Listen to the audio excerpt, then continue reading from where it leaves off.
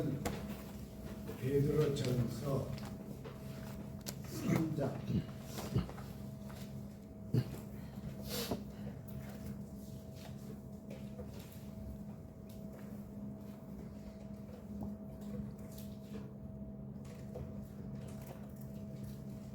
베드로전서 3장 8절에서 19절 말씀까지입니다.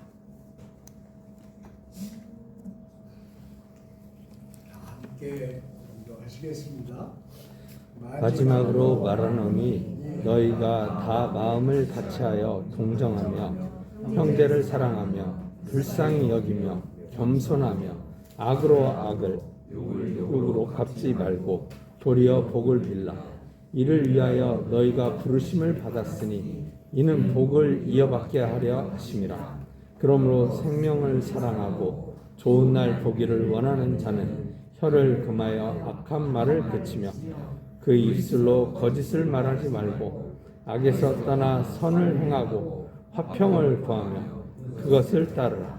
주의 눈은 의인을 향하시고 그의 귀는 의인의 간구에 기울이시되 주의 얼굴은 악행하는 자들을 대하시느니라 하였느니라. 또 너희가 열심으로 선을 행하면 누가 너희를 해하리요.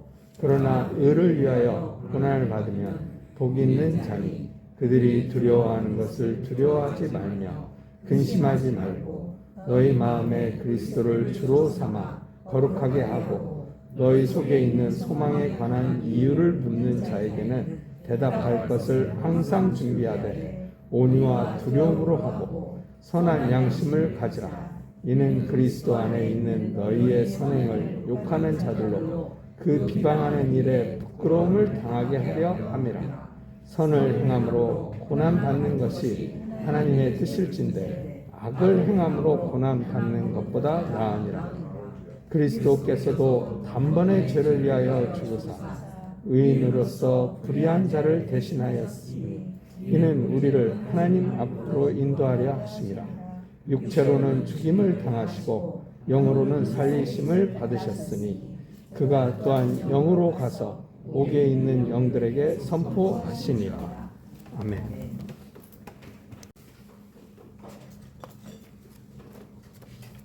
기도하겠습니다. 하나님, 거룩하신 하나님, 우리를 땅에서 거룩한 곳으로 불러내시사 하나님의 가족이 되게 하심을 감사드립니다. 이 땅에는 전쟁이 계속되고 전쟁터에 보낸 가정들은 존귀한 생명들을 잃고 있습니다. 우리는 전쟁의 얘기를 들으며 가족을 잃은 사람들을 생각하지 못합니다. 전쟁이 없는 곳에도 끊임없는 다툼과 싸움이 있습니다. 하나님의 복음은 이러한 삶에서 깨어나라고 명하시지만 우리는 아직 깨어나지 못합니다. 우리가 주님께 나왔사오니 이 짧은 시간에 주님의 음성을 듣게 하시고 주님의 마음을 갖게 하시고 주님과 한자리에 앉게 하시며 주님의 생각을 나누어 갖게 저희와 함께하여 주옵소서. 저희 각 가정을 주님께서 살펴주시고 주님이 원하시는 길로 모든 가정을 인도하여 주시옵소서. 예수님 이름으로 기도드립니다. 아멘.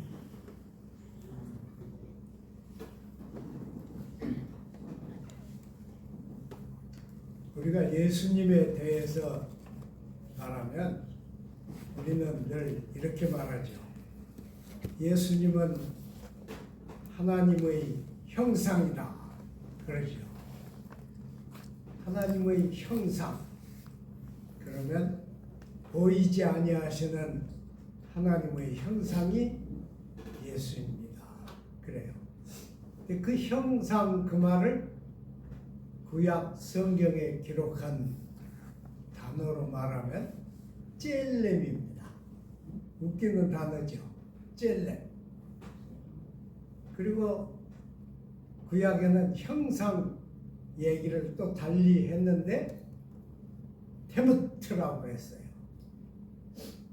그러니까 그걸 우리가 이제 우리말로 바꾸면 형상은 이미지입니다. 하나님의 이미지. 그리고 하나님의 쉐이프. 하나님의 모습이에요. 우리가 그렇게 100번 말을 해도 예수님을 보면서 아, 이게 하나님의 형상이다. 그렇게 쉽게 보는 사람은 별로 없습니다.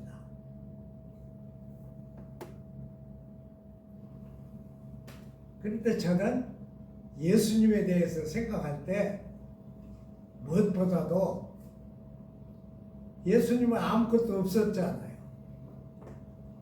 그리고 그 제자들하고 갈 집도 방도 없었잖아요.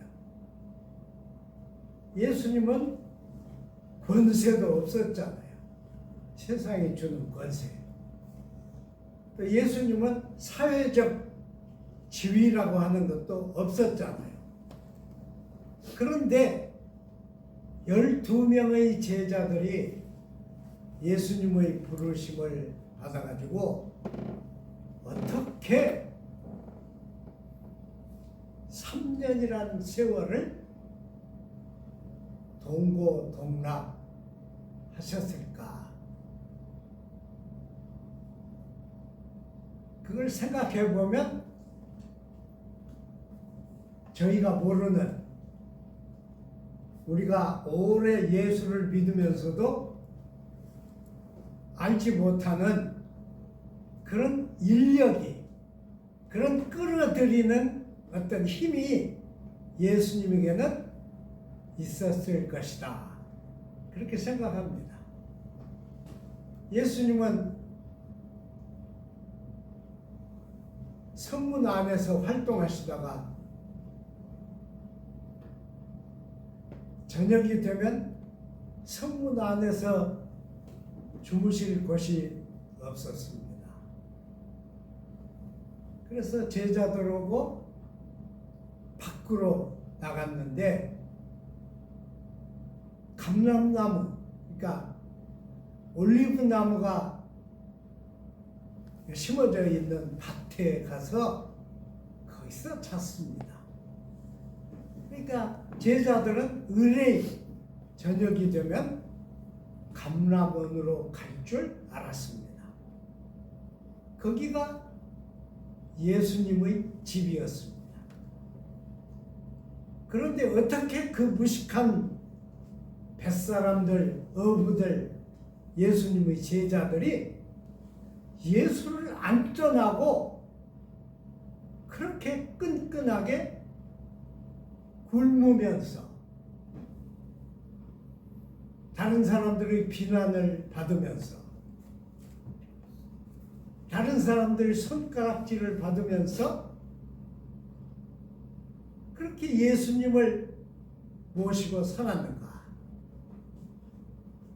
저는 아무리 생각해도 이해가 안 돼요.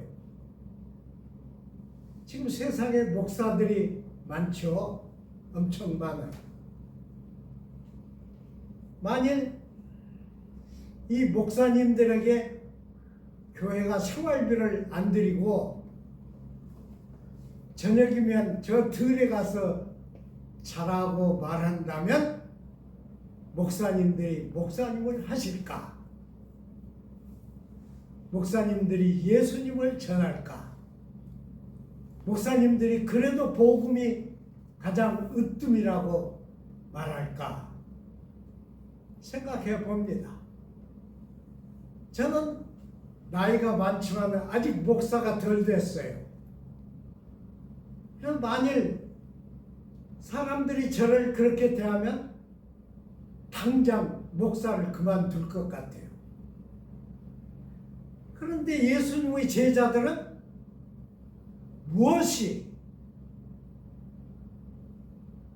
그 고통스러운 예수님의 행로에 이 12명 제자들을 그렇게 끈끈하게 묶을 수 있었는가? 그건 저는 지금도 깨닫지 못해요. 지금도 그게 뭔지 몰라요. 뭐가 그 제자들을 굶주리고 헐벗고 비난받는 그 길에서 물러서지 못하게 만들었을까? 아마 그것은 예수님의 힘이라고 저는 생각해요.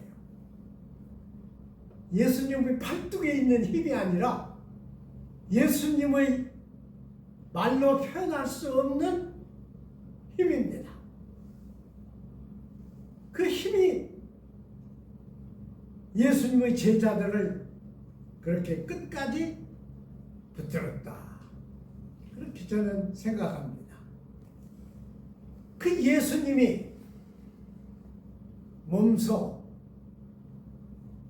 원수로 갚지 않고 자기를 해치는 자들을 향해서 하나님께 그들의 죄를 사하여 달라고 빌었어요. 그게 예수의 사랑입니다. 그게 예수의 마음이에요. 우리 말로는 그것을 표현을 못해요. 누가 그걸 표현할 수 있겠어요? 못합니다. 그랬다고 우리가 말만 하죠. 거기서 하늘에서 뻗어온 선이 세상에 들어왔습니다. 오늘 읽은 베드로 전서는 선을 행하라는 얘기입니다. 근데 뭐 굶주린 사람에게 밥 한 끼 주고 헐벗은 사람에게 옷 한 벌 주라는 그런 선이 아닙니다. 이것은 그때 로마 제국이 새로 생긴 기독교를 없애야 한다. 이것은 로마 제국을 파괴시킬 무서운 균이다. 질병이다. 이렇게 생각해서 박해하는데 그 박해 앞에서 베드로가 너희가 열심히 선을 행하면 누가 너희를 욕하겠느냐 그런 거예요. 더 멋지게 쓸 수 있었겠지만은 베드로는 자기 식으로 썼죠. 더 멋지게는 안 썼어요. 그런데 이 말 속에는 선이라는 말은 쉬운데 선을 행할 때는 대가를 치러야 한다. 그런 내용입니다. 대가를 치르지 않는 선은 그림자입니다. 여러분, 선이란 말도 아주 좋은 거예요. 그리고 선한 말도 보통 사람은 못 씁니다. 신자들쯤 되어야 선한 말도 써요. 위로의 말도 할 수 있어요. 그런데 그것은 그림자입니다. 선은 대가를 치르고 선행을 해야 한다는 얘기가 베드로의 얘기입니다. 그러니까 베드로는 그냥 선행을 해가자 그런 얘기가 아니에요. 베드로의 말 속에는 그리스도의 행위가 들어있습니다. 대가가 없는 선은 선일 수 없다. 요 며칠 전에 제가 스펄전 얘기했는데 한 번 더 할게요. 그때는 마차를 타고 다녔잖아요. 지금 참 나쁜 세상입니다. 지금은 사람들이 30m만 가려고 그래도 걸어가려고 안 해요. 길을 찾아서 차를 타고 가려고 해요. 지금은 차가 이렇게 많지만은 스펄전 시대는 마차를 타고 다닐 때입니다. 주일날 모든 준비를 하고 설교를 하려고 교회를 갔는데 길가에 짐을 실은 마차가 빠졌어요. 그래서 이 스펄전 목사님 생각에 잠깐 내려서 뒤에서 밀어주면 이 마차가 길로 올라서겠다 싶어서 자기 마차를 세우고 내려서 뒤에 가서 밀어줬습니다. 그런데 쉽잖아요. 말이 힘을 쓰면 마차가 막 움직이면서 흙탕물이 막 자기에게 쳐닿는 거예요. 흙탕물을 막 맞았어요. 그래도 시작한 일이니까 짐 실은 마차가 길에 올라설 때까지 땀을 흘리면서 도왔습니다. 그래서 옷을 갈아입을 시간이 없어요. 예배 시간이 되잖아요. 그래서 그냥 자기 마차를 타고 교회로 막 갔습니다. 예배를 드리려고 강대상에 올라갔는데 앞에 앉은 교인들이 막 웃고 수군거리고 그래요. 항상 깔끔하던 목사님이 흙탕물이 막 범벅이 돼가지고 설교를 하려고 서 있으니 얼마나 이상하겠어요. 그래서 예배를 시작하지 못하고 자기가 아침에 겪은 일을 간단하게 얘기를 했습니다. 그랬더니 교인들이 벌떡 일어나가지고 막 박수를 쳐요. 무슨 뜻이에요? 이런 마음일 거예요. 목사님 오늘은 설교 안 해도 돼요. 설교하러 오시면서 좋은 일 했으니까 다 알아요. 우리가 다 압니다. 그런 뜻 아니겠어요?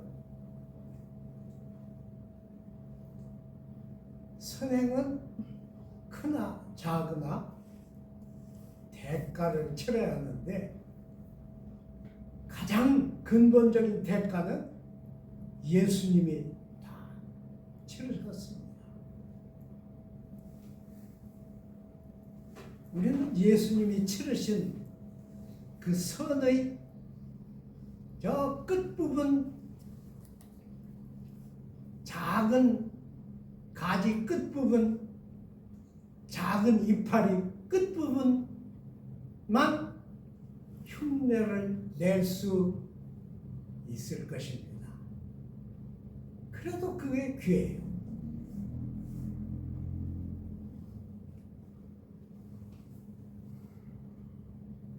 말은 하면서 선한 행위는 없는 것을 야고보 선생이 비꼬았죠. 내 속에 헐벗은 부인이 교회에 왔는데 좋은 말로 따뜻하라, 배불러라, 편안히 지내라 그렇게만 말하면 그게 믿음이냐? 그건 믿음 아니다. 그건 죽은 믿음이다 그랬어요. 그러니까 한문으로 바꾸면 뭐예요? 사신앙. 사신앙이에요. 지금 우리나라에는 엄청난 신자들이 있습니다. 지금 뭐 교회 안 나온다, 뭐 가난한 교인이다 그런다고 그러는데 그건 좀 모자란 교회만 그럴 뿐이죠. 여러분, 서울에 있는 엄청난 교회들은 조금만 늦으면 자리가 없어요. 그래서 본당에서 예배를 드리지 못하고 다른 데 들어가야 돼요. 그런데 우리 신앙은 사신앙이에요. 그러니까 문제가 되는 것입니다. 베드로는 주후 65년경에 이 편지를 썼습니다. 그러면 그때 베드로가 나이가 많았어요. 그런데 베드로를 생각하면 우리 성경에 실수한 얘기만 잔뜩 쓰여 있습니다. 여러분 그러잖아요? 예수님이 잡혀가셨을 때도 모른다고 그랬잖아요. 나 저 사람 모른다고 그랬잖아요. 그런데 우리는 그 베드로의 실수 얘기를 잘못 알고 있어요. 실수 얘기를 하려고 그걸 쓴 게 아닙니다. 베드로는 12제자 중에서 예수님하고 가장 많이 부대낀, 예수님하고 부딪힌, 베드로 인격과 예수 인격이 가장 많이 부딪혔어요. 영어로는 인카운터. 그 부딪힐 때 베드로의 인격이 틈이 나면서 예수 인격이 베드로 속에 심어졌어요.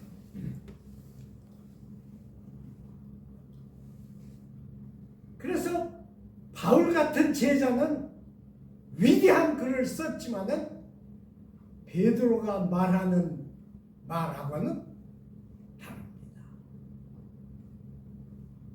베드로는 무식해요. 베드로는 어부 출신이잖아요. 그런데 이 베드로의 말에는 예수님의 육성에 가장 가까운 그것이 있습니다. 너희가 열심으로 선을 행하면 누가 너희를 욕하겠느냐? 그런데 더 무서운 말을 베드로는 썼어요.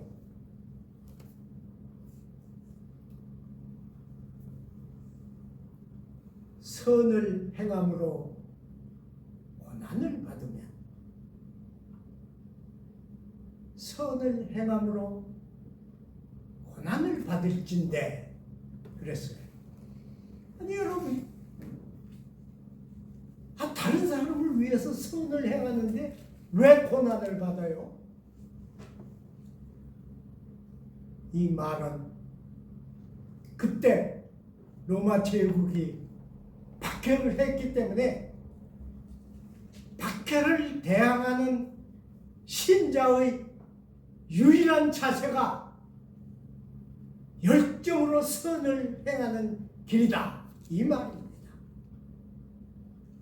자질불레한 선에 대한 권고가 아니에요. 기독교인이 악을 대항하는 방법은 딱 한 가지입니다. 지혜로 대하는 것도 아니고 자기 것을 막 퍼주어서 되는 것도 아니에요. 기독교인이 악을 상대하는 단 한 가지 길은 선을 행하는 길뿐입니다. 그것을 주님은 만일 어떤 사람이 내 오른쪽 뺨을 때리거든 왼쪽 뺨을 돌려대라, 그렇게 하신 거예요. 원수를 네가 갚으려고 생각하지 마라. 악을 악으로 갚지 마라. 이게 다 예수님의 말씀이에요. 베드로가 한 이 말이 다 예수님의 말씀입니다. 예수님의 육성이 예수님을 가장 가까이 따랐던 베드로의 입에서 나온 것입니다.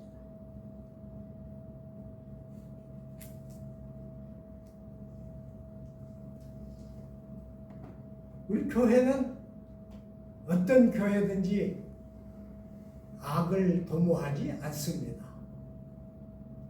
그러나 교회가 자기 의지를 세우려고 생각하면 악한 방법에 손을 댈 수도 있습니다.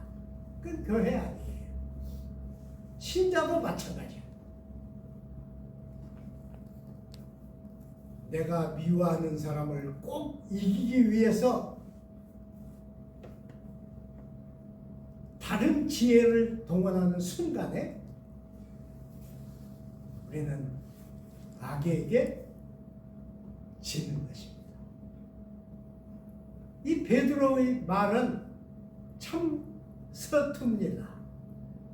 그런데 제가 믿기는 이 베드로의 말은 예수님의 육성에 가장 가깝습니다. 그때 베드로는 나이가 많았어요. 나이 많은 베드로가 예수님의 육성에 가까운 말로 이 신자들을 권고하는 것입니다. 그때 로마 제국에서 박해가 엄청 심하게 일어났습니다. 바울, 베드로, 야고보 이 교회 지도자들이 얼마나 당황했겠어요. 그런데 베드로는 선을 행함으로 고난을 받을진대 악을 행하고 욕을 먹는 것보다 낫다. 그렇게 했어요. 뒤에 말을 안 썼으면 더 좋았을 텐데. 안 그래요, 여러분?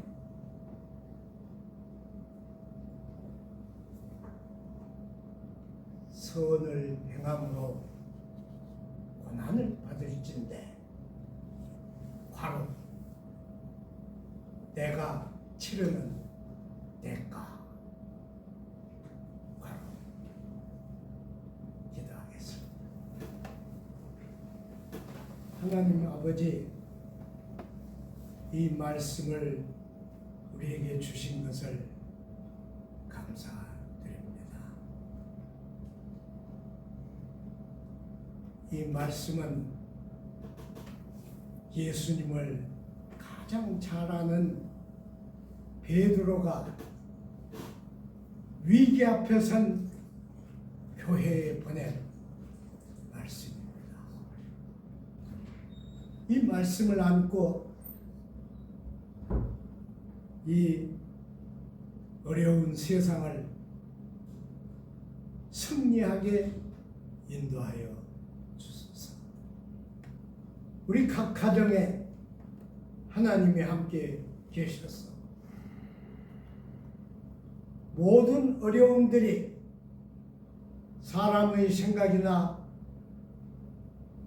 사람의 의견을 넘어서서 하나님의 도우심과 주님의 인도함을 받게 동행하여 주옵소서. 예수님 이름으로 기도드리나이다. 아멘.